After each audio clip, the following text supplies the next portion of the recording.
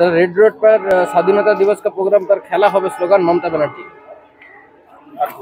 ममता बनर्जी अभी जो भी करते हैं सब इलेक्शन के लिए कर रहे हैं, चाहे 15 अगस्त का प्रोग्राम हो, जो भी, केवल चुनाव उनके सामने कुछ नहीं है।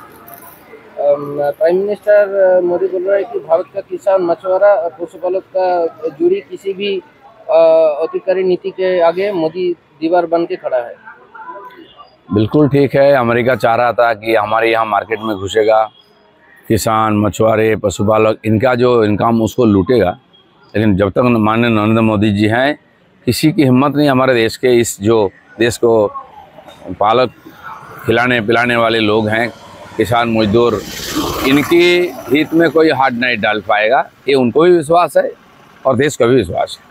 मोदी बोल रहा है कि हाई पावर डेमोक्रेसी मिशन घोषणा किया है, बोला है कि देश का जो ये डेमोग्राफी परिवर्तन किया जा रहा है, ये नया संकट है, अनुप्रवेशकारिता लाभ दिया। ये जो विदेश से करोड़ों लोग भारत में घुस गए हैं, पिछले 40-50 साल से ये चला है।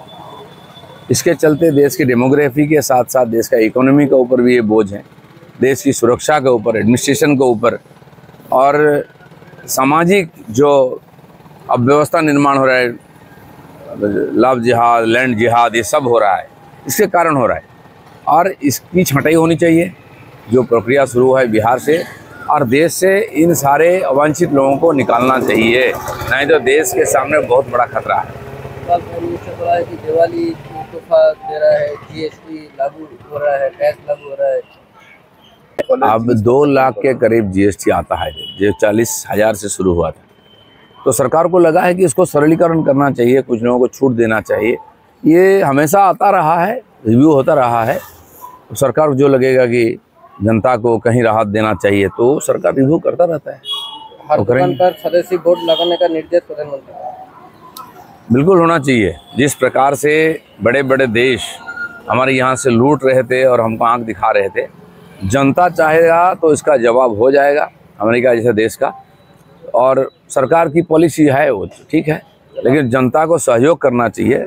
इसके पहले भी हमारे देश के लोगों ने दीपावली के समय कोई देश का सामान को बायकॉट किया है, उससे हमारे देश की बिजनेस बढ़ा है, हमारे बिजनेसमैन, हमारे जो निर्माता, उनको फ़ायदा मिला है। तो भारत में स्वदेशी का और भावना जगेगा तो बहुत सारा समस्या अपने आप समाधान हो जाएगा।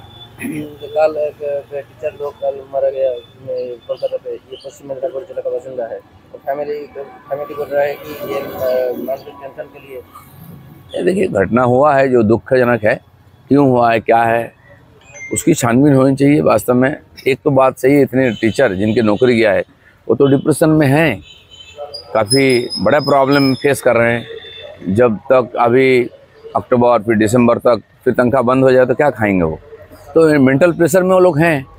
लेकिन किस घटना किसके साथ है, इसको पता करना चाहिए। The last question, prime minister का बोला है कि आरएसएस व्यक्ति निर्माण से राष्ट्र निर्माण, ये संकल्प से आरएसएस चल रहा है।